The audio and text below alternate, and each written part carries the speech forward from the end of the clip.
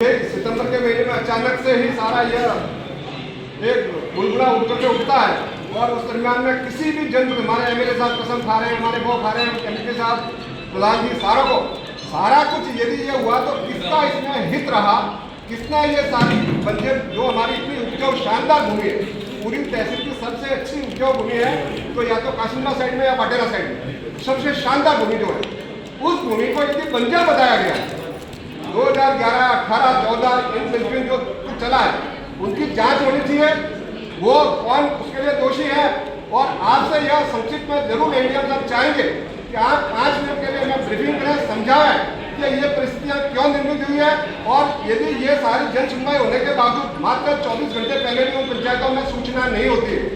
कितनी बड़ी विडंबना है। जबकि नियम ये कहता है 15 दिन पहले करना, महीना पहले करना, 24 घंटे पहले भी ये पता नहीं होता कि 4 पंचायतों की जन सुनवाई। यह बहुत बड़ा एक इसमें लिखना है। जो कुछ भी हुआ उस जन सुनवाई के विरोध को देखते हुए क्या हमारे सरकार के नुमाइंदों का यह फर्ज नहीं था कि वहीं पहुंच करके या उसके बाद में जो कुछ भी परिस्थितियां रही, पहला जो कैंप जनाबू का हुआ, यहीं से हमारा किसी भी बात को लेकर को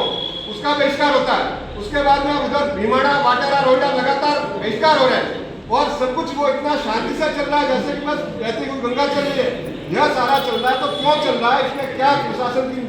मंशा है। और यदि इस तरह से चलेगा तब तो भी जनता जो बेचारी रो रही है, जो सड़कों में रो रही है, श्रीमान जी, मैंने भी मेरे जीवन में राजनीतिक आंदोलन खूब देखे होंगे, किए होंगे, लेकिन इस बिहार का जो हमारे उपखंड में जो